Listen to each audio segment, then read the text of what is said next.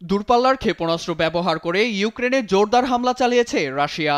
এতে ধ্বংস হয়ে গেছে ইউক্রেনের বেশ কয়েকটি বেসামরিক স্থাপনা, বেড়েছে হতাহতের সংখ্যাও। বৃহস্পতিবার ইউক্রেনের স্থাপনা লক্ষ্য করে রুশ বাহিনী অন্তত ৭৫টি ড্রোন দিয়ে হামলা চালালে বেশিরভাগ ড্রোন প্রতিহতের দাবি জানায় কিয়েভ বিমান বাহিনী।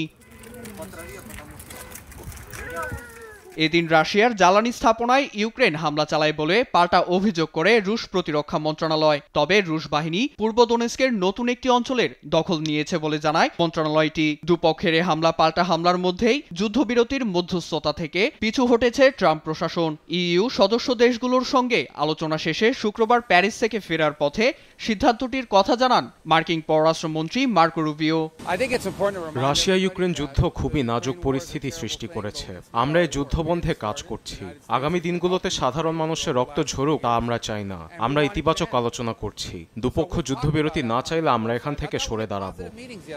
৩ বছর ধরে চলমান যুদ্ধের অবসান ঘটাতে মস্কোর উপর চাপ অব্যাহত রাখার আহ্বান জানিয়েছেন ইউক্রেনীয় প্রেসিডেন্ট ভলোদিমির জেলেনস্কি।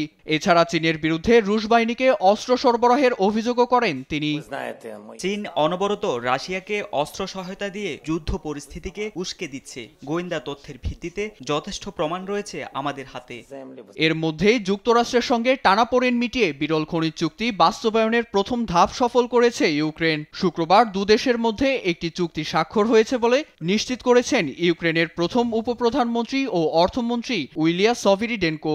সামাজিক যোগাযোগ মাধ্যমের এক পোস্টে তিনি জানান, এর মধ্য দিয়ে একটি অর্থনৈতিক অংশীদারিত্বের পথ উন্মোচন হবে।